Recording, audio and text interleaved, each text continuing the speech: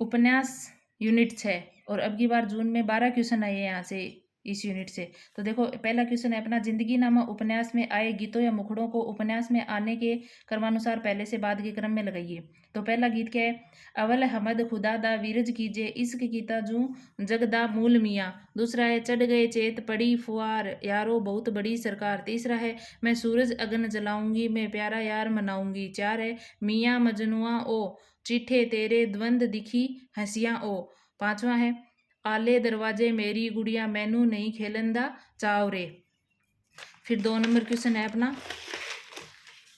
निम्न चरित्रों के तत्व संबंधी उपन्यासों में प्रथम प्रकाशन वर्ष के अनुसार पहले से बाद के क्रम में लगाना है। तो पहले क्या आएगा? प्यारू आएगा, फिर सोमराज साहनी, रूपन बाबू प्रतापी और काशीनाथ साहब। देखो मैंने पूरा लिख के बता दिया है यहाँ पर कि उपन्यास का कौन से उपन्यास से पात्र है और उस उपन्यास का समय क्या है, प्रकाशन वर्ष। तो मेला अंचल 1954 में प्यारू, झूठा सच 1958 में सोमराज साहनी, राग दरबारी 1968 में रूपन बाबू, धरती धन्य अपना 1972 में प्रतापी और जिंदगी नामा 1979 में काशीनाथ है।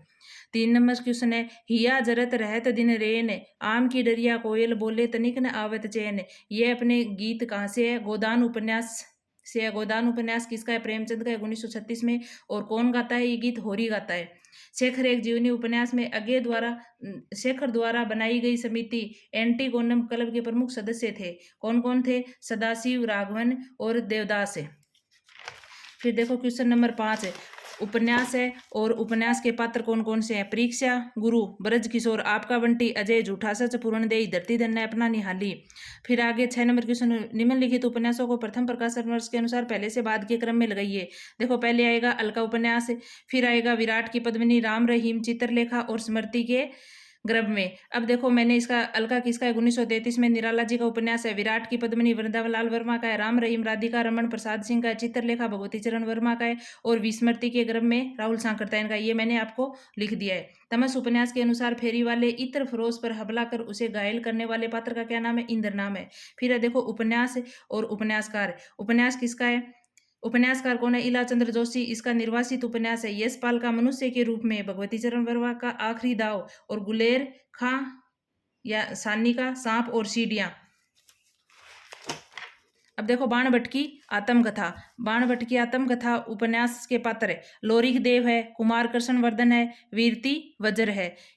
फिर 10 नंबर में ओ महान मार्क्स के दर्शन की दर्शिका, सुदर्शने प्रिय दर्शनी, तुम स्वयं द्वंद युक्त भौतिकवाद की सिंथेसिस हो। मेला आंचल उपन्यास में कवितांश किसने और किसके बारे में लिखा है? तो ये किसने लिखा है? चिनगारी जी ने लिखा है और लक्ष्मी के बारे में लिखा है।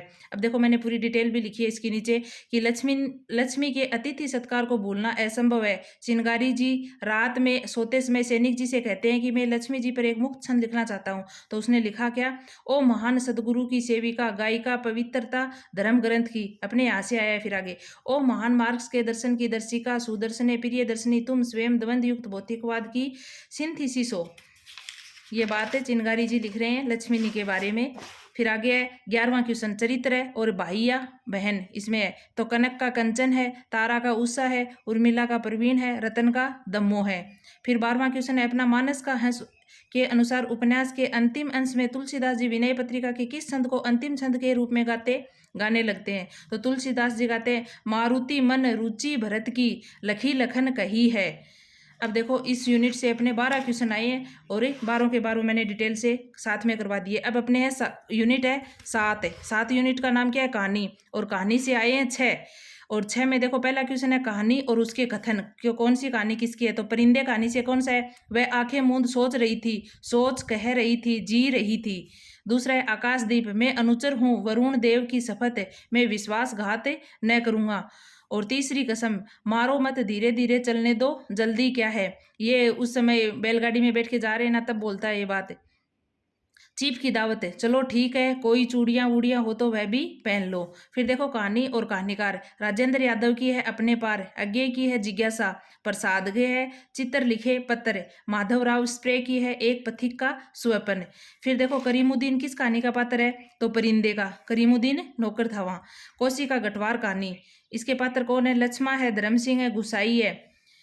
फिर देखो अमृतसर में अनजानी लड़की से क्या तेरी कुड़माई हो गई? यह सवाल पूछते वक्त लैला सिंह की आयु कितनी थी? तो लैला सिंह की आयु 12 वर्ष थी। और ये कौन सी कहानी से है ये लाइनें? उसने कहा था चंद्रदत्त शर्मा गुलेरी की कहानी और 1915 में रची गई थी। पीछे अपने क्वेश्चन आया था कड़माई का क्या अर्थ होता है? तो सगाई होता है। अब देखो आगे, भीतर कदम तो रख दिया पर सहसा सहम गई, जैसे वह किसी अंधेरे कुएं में अपने आप कूद पड़ी हो।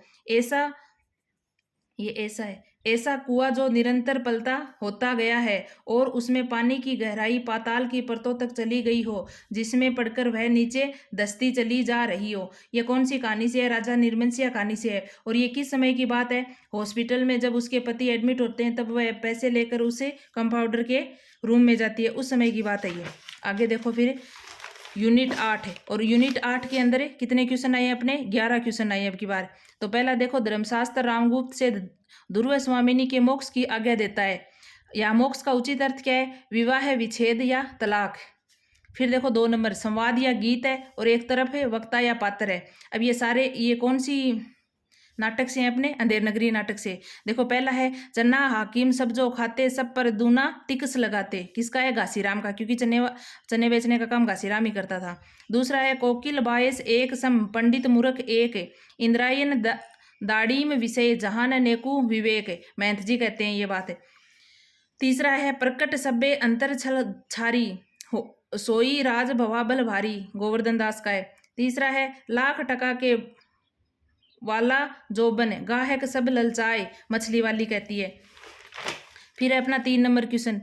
3 नंबर में है, भारत दुर्दशा नाटक के गीतों को ऊपर कौन सी राग शैली का नाम दिया गया है? इसमें किन किन का प्रयोग किया गया है? अब देखो, भारत दुर्दशा नाटक है, मैंने पूरी डिटेल भी लिखी है नीचे। तो कौन सी है? लावणी शैली, राग चैती गौरी और राग काफी।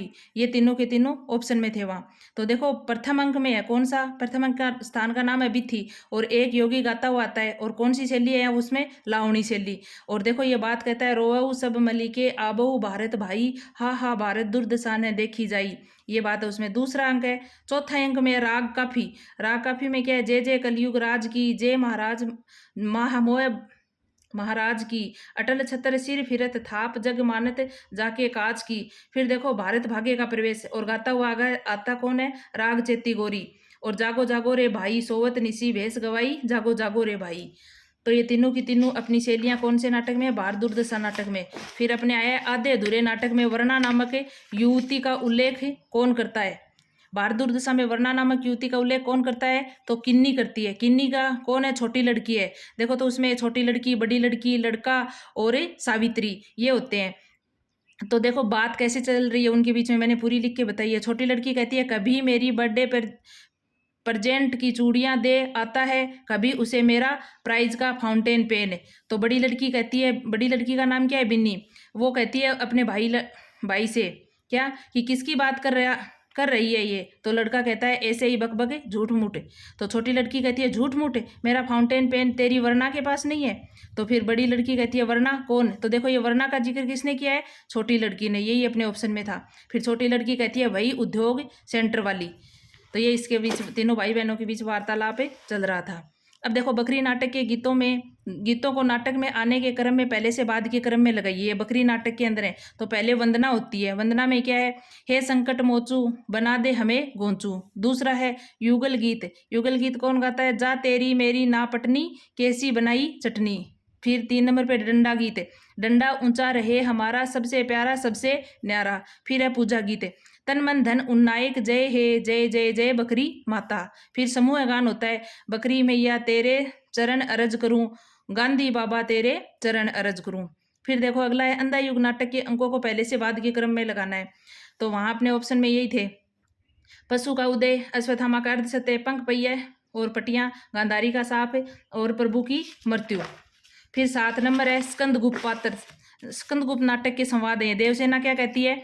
देवसेना कहती है, धनवानों के हाथ में एक ही माप है, वे विद्या सुंदर बल और तो क्या हृदय को भी उसी से मापते हैं, वह माप है उनका ऐश्वर्य। फिर धातुसेन कहता है, भारत समग्र विश्व का है और संपूर्ण वसुंधरा इसके प्रेम पास पास में आबद है। फिर है विजया कहता है प्रणय वंचिता स्त्रियां अपनी राह के रोड़े विघ्नों को दूर करने के लिए वज्र से भी दृढ़ होती हैं। फिर श्रमण कहता है जिस राष्ट्र और समाज से हमारी सुख शांति में बाधा पड़ती हो उसका हमें तिरस्कार कर देना ही होगा। फिर है चाणक्य के संवाद। चाणक्य कौन से नाटक में? चंद्रगुप्त नाटक में चाणक्य के संवाद पूछे हुए कौन कौन से 5 दे रखे थे, उसमें 2 किसी और के थे और चाणक्य के थे। चाणक्य देखो क्या कहता है कि मैं भाषा ठीक करने से पहले मनुष्य को ठीक करना चाहता हूँ। दूसरा कहता है महत्वाकांक्षा का मोती निष्ठुरता की सीपी में रहता है।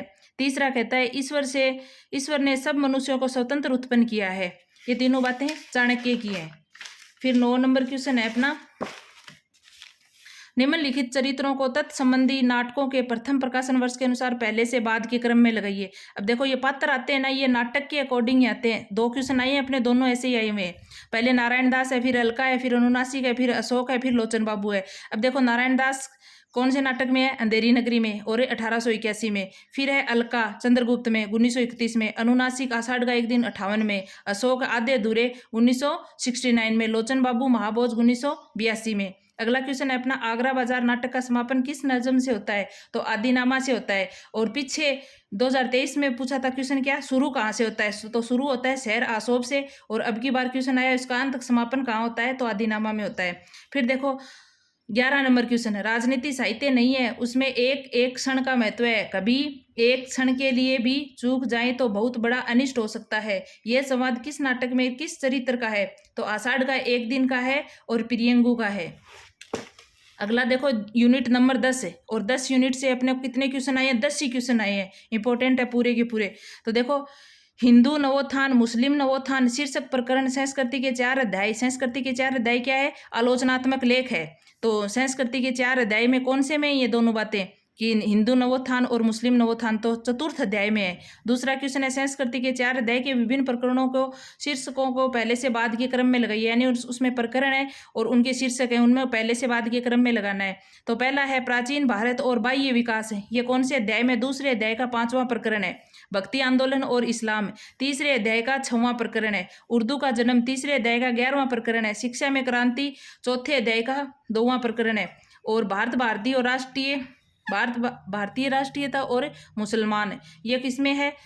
चौथे अध्याय का 17वां प्रकरण है। ये मैं आपको आगे पूरे के पूरे लिखे हुए दिखाऊंगी किस किस में है।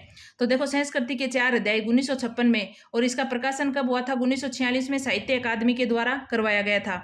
भारतीय संस्कृति की रचना और हिंदी संस्कृति का आविर्भाव ये पहला अध्याय है और इसमें कितने प्रकरण है? कुल 3। दूसरा है प्राचीन हिंदुत्व से विद्रोह है, 7 प्रकरण है। हिंदू संस्कृति और इस्लाम भारत 12 प्रकरण है और भारतीय संस्कृति और यूरोप इसमें 17 प्रकरण है। अब देखो ये रहे अपने संस्कृति के 4 अध्याय। इसमें पहला अध्याय है अपना और इसमें 3 प्रकरण है। देखो क्या है? भारतीय जनता की रचना। दूसरा है द्रविड़ आर्य द्रविड़ समस्या संबंध, ये पिछली बार का क्वेश्चन आया हुआ है। और अब की आगे था आर्य और आर्योत्तर संस्कृतियों का मिलान, और ये भी पिछली बार का क्वेश्चन है। हिंदुत्व संस्कृति की पाचक शक्ति भी बोलते हैं तीसरे को। अब देखो दूसरे में बुद्ध से पहले हिंदुत्व, जैन धर्म, बौद्ध धर्म, वैदिक बनाम बौद्ध धर्म, और ये रहा अपना प्राचीन भारत और बाह्य विश्व, ये सबसे पहले लगाना था। दूसरे अध्याय का कौन सा है? 5 नंबर का। फिर है बौद्ध साधना का सख्त प्रभाव, और फिर है आंदोलन के सामाजिक प्रसंग। अब देखो 3 नंबर है, 3 नंबर में 12 प्रकरण है, 12 के 12 लिखे हुए हैं। हिंदू मुस्लिम प्रश्न की भूमिका, इस्लाम धर्म, मुस्लिम आक्रमण और हिंदू समाज, हिंदू मुस्लिम संबंध, इस्लाम का हिंदुत्व पर प्रभाव, और ये अपने आया था अब की बार भक्ति आंदोलन का और इस्लाम, यानी तीसरे अध्याय का कौन सा? 6 नंबर है। अमृत और हलाहल का संघर्ष, सिख धर्म, कला और शिल्प का इस्लाम पर प्रभाव, साहित्य और भाषा पर प्रभाव, ये रहा उर्दू का जन्म 11वां, और सामाजिक संस्कृति के कुछ और रूप है। फिर है अपने प्रकरण अध्याय 4 प्रकरण 17 है इसमें। तो भारत में यूरोप का आगमन, और ये आया था अपने शिक्षा में क्रांति। फिर है ईसाई धर्म और भारतीय जनता, हिंदू नवोत्थान, हिंद नवोत्थान, ब्रह्म समाज, महाराष्ट्र में नवोत्थान, आर्य समाज, ऐसे करके 17 है। एक लास्ट 17वां आया था भारतीय राष्ट्रीयता और मुसलमान। अब आगे देखो अगला क्वेश्चन है मेरी तिब्बत यात्रा। इसके ये यात्रा वृत्तांत है राहुल सांकरतायन जी का, और इस यात्रा वृत्तांत में क्या बताया गया है? 5 खंड है, 5 को पहले से बाद के क्रम में लगाना था। तो पहला खंड है लमासा से उत्तर की ओर, दूसरा है चाड़ की ओर, तीसरा है सक्के की ओर, चौथा है जैनम की ओर, 5वां है नेपाल की ओर। इसको क्रम में लगाना था वहाँ। अब है एक 4 नंबर क्वेश्चन है, एक साहित्यिक की डायरी के अध्यायों को पहले से बाद के क्रम में लगाइए। तो ये था अपने तीसरा क्षण, डबरे पर सूरज का बिंब, नए की जन्म कुंडली, वीरकर और विशिष्ट और अद्वितीय। ये अपन ने क्रम से लगाए रहिए। देखो 13 के 13 खंड मैंने आपको लिख दिए हैं। इसमें देखो तीसरा क्षण ये रहा, एक लंबी कविता का अंत, ये रहा दूसरा। 2 नंबर पे डबरे पर सूरज का बिंब, हाशिए पर कुछ नोट, सड़क को लेकर एक बातचीत, एक मित्र की पत्नी का प्रश्न चिन्ह, नए की जन्म कुंडली एक है, ये रहा नए की जन्म कुंडली। फिर है नए की जन्म कुंडली 2, वीरकर, ये रहा वीरकर। और फिर है विशिष्ट और अद्वितीय, ये रहा विशिष्ट और अद्वितीय। फिर कुटायन और काव्य सत्य, फिर कलाकार की व्यक्तिगत ईमानदारी 1 और कलाकार की व्यक्तिगत ईमानदारी 2। फिर एक दूसरा क्वेश्चन भी अपने आया था कि एक साहित्यिक की डायरी के कलाकार की व्यक्तिगत ईमानदारी 1 में पात्र यशराज नाम का कोई पात्र है, तो उसकी शैक्षिक योग्यता पूछी गई थी कि क्या थी, तो उसने बीएससी किया हुआ था, बीटेक और एलएलबी किया हुआ था। ये ऑप्शन सही था। तो ये 2 क्वेश्चन अपने साहित्यिक की डायरी से थे। फिर एक आया था अपना क्या भूलूं क्या याद करूं के आए चरित्र हैं। एक है प्रताप नारायण, सूरसती राधा। अब क्या भूलूं क्या याद करूं 1969 में किसका है, ये बच्चन सिंह का। तो इसके पात्र ही पूछे हुए थे। फिर 6 नंबर क्वेश्चन है बंगाल क्लब की साहित्यिक गोष्ठी के लिए। तो बंगाल क्लब की साहित्यिक गोष्ठी के लिए शरद चंद्र चट्टोपाध्याय ने कौन सी रचना लिखी थी, कौन सी लिखी थी, नारी का इतिहास लिखी थी। अब शरद चंद्र की जीवनी, ये अपने एक जीवनी है, कौन सी, आवारा मसीहा। और किसकी है, विष्णु प्रभाकर की है। विष्णु प्रभाकर जी ने 14 वर्ष में लिखी थी ये पूरी की पूरी जीवनी। और है किस पे, ये शरद चंद्र जी के जीवन पर है। और आवारा मसीहा में भी देखो पर्व है, क्योंकि अगली बार अब क्वेश्चन पेपर आएगा तब पता नहीं आप पूछा जा सकता है, तो मैंने लिख दिए हैं ऐसे। आवारा मसीहा 3 पर्व हैं, दिशा हारा, इसमें 18 भाग हैं, दिशा की खोज 18 भाग है, दिशांत 29 भाग है और 4 प्रशिष्टियां हैं।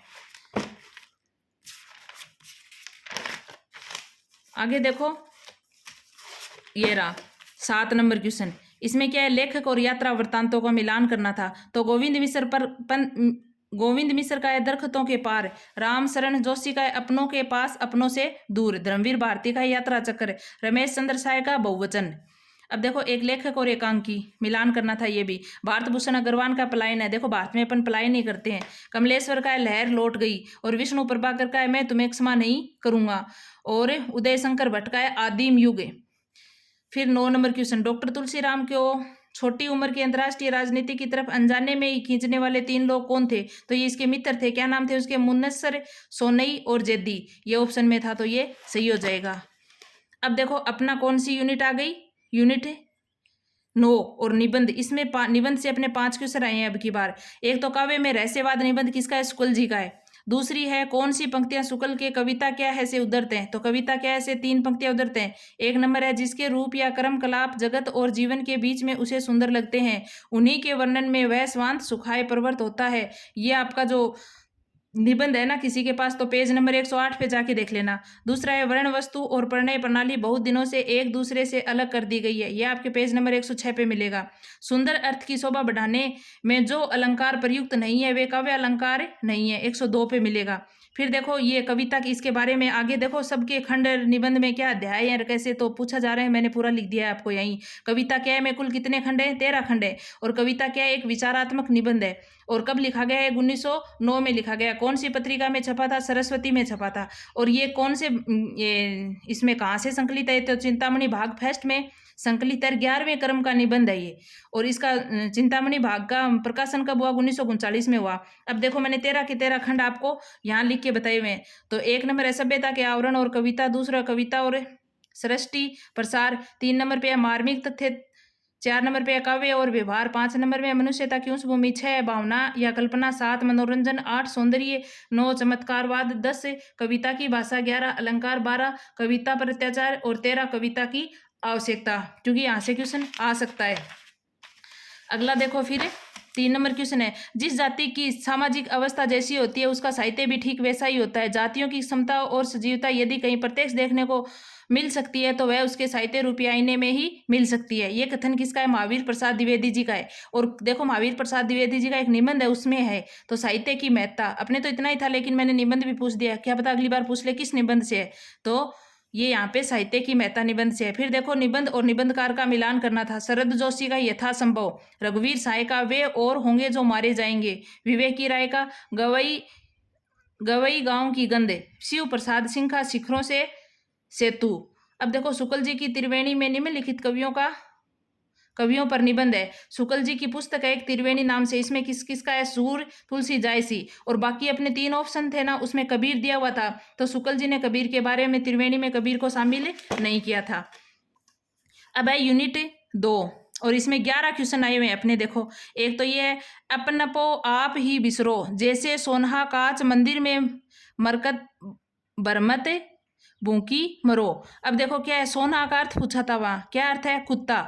फिर देखो चकित चकता चौकी चौकी उठे बार बार, दिल्ली दहसती चिते चाही कर सती है, बिलखी बदन बिलखत विजयपुर पति, फिरत फिरंगिनी की नारी फरकती है। ये किसकी है, भूषण की।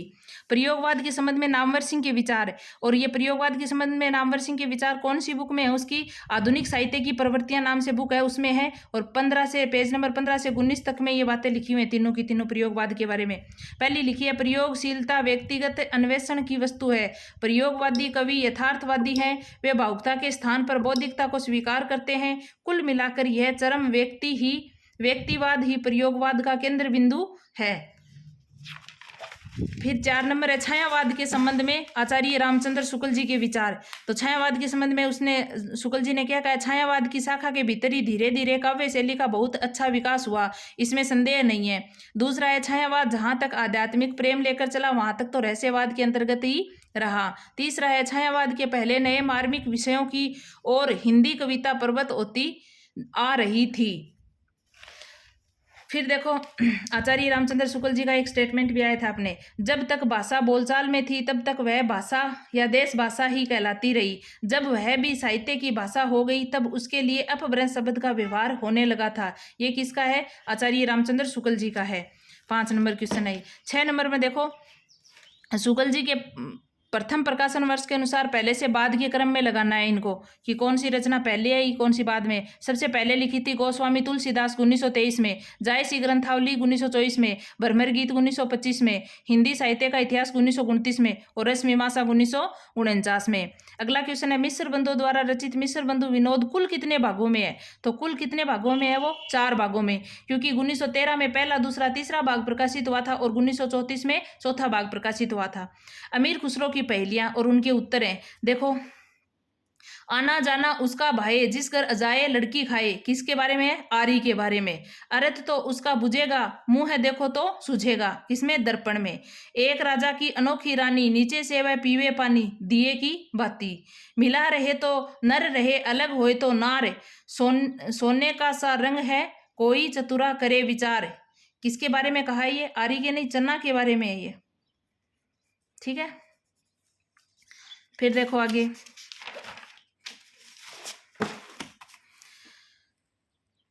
देखो ये अपने जो ऑप्शन थे ना आपकी बार पेपर में किसी से मिलान नहीं खा रहा था, तो रामविलास शर्मा की रचनाएं ये क्रमवाइज लिख दिए मैंने, लेकिन उस ऑप्शन कौन सा भी मैच नहीं था इसमें। भारतेंदु हरिश्चंद्र 1953, भाषा और समाज 1961, निराला की साहित्य साधना 1972, भारतेंदु युग और हिंदी भाषा की विकास परंपरा 1975, महावीर प्रसाद द्विवेदी और हिंदी नवजागरण 1977। 10 नंबर क्वेश्चन है, इतिहास तिमिर नाशक पुस्तक किसकी है, राजा शिव प्रसाद की है। फिर अगले क्वेश्चन है, अपने महावीर प्रसाद द्विवेदी की रचनाओं को क्रमानुसार लगाना था।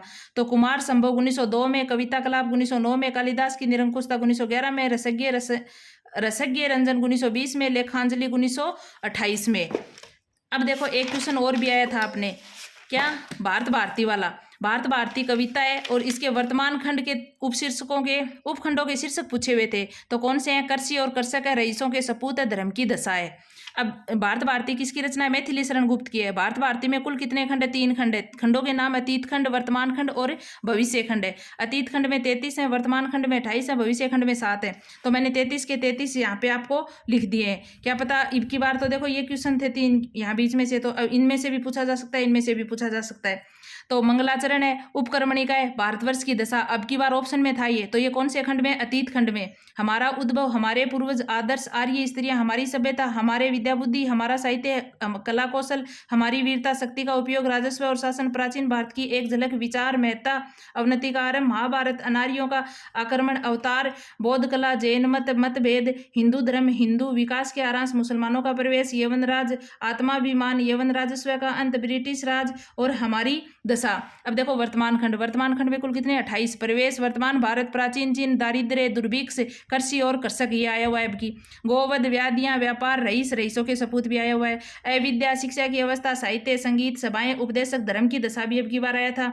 तीर्थ और तीर्थ खंडों, मंदिर और महत, साधु संत, ब्राह्मण, क्षत्रिय, वैश्य, शूद्र, स्त्रियां, संतान, समाज। अगला है भविष्य खंड में 7 है। उद्बोधन, आशा, आदर्श, विभाजन, विश्राम, शुभकामना। अब की बार ऑप्शन में था ये, तो शुभकामना कौन से का है? भविष्य का। और विनय। ये अपना पूरा का पूरा पेपर है, पूरी डिटेल से मैंने आसपास से भी कोई क्वेश्चन बनेगा ना तो पूरे के पूरे करके बता दिए और सबको एक जगह ही पूरा मैटर आपको मिल गया है।